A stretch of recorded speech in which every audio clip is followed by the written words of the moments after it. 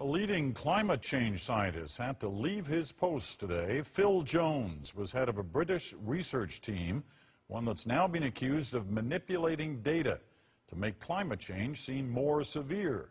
The charges came after the scientist's emails were made public. Adrian Arsenault reports.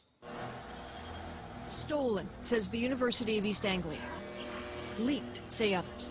Either way, thousands of emails from the school's climate research unit are now out, swirling menacingly around the blogosphere. By some descriptions, they prove pretty much everything you've been told about humans and climate change is wrong.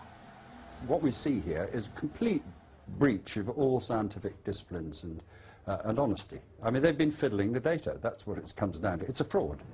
A nasty accusation based on emails in which scientists who've long researched global warming seem to chatter about using a mathematical trick to hide a temperature decline. Climate skeptics call it ClimateGate. It's the debate that will not be ignored. Poor Al Gore. Global warming completely debunked via the very internet you invented. Oh! For the British University, this isn't funny.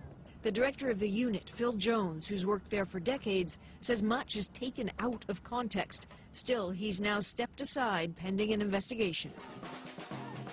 Many have rushed to the university's defense, but this is bigger than one school's reputation. It has somehow become about all climate change science, which frustrates some. None of these emails change the very basic physics of climate science, and it is very basic physics. The Earth is warmer than it otherwise would be because of its atmosphere with greenhouse gases in. Predictions of major global warming have been wrong. Why? Because it turns out that the main cause of climate change is the sun. Just one of the radio ads running in Canada now. Canada is where much of the skepticism originates. One recent poll suggests more than 40% think the threat of global warming is exaggerated. This climate scientist, who does warming research, says he and colleagues face increasing hostility about their work.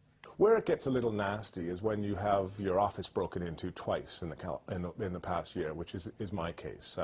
Or I have colleagues, for example, whose computers people have tried to hack into them. And, I have other colleagues who, people posing as network technicians are wandering the halls trying to get access to offices. Scientists and activists on all sides of the debate say that tempers are only going to worsen and passions deepen in the few short days leading up to Copenhagen, strictly because there's so much at stake for everyone.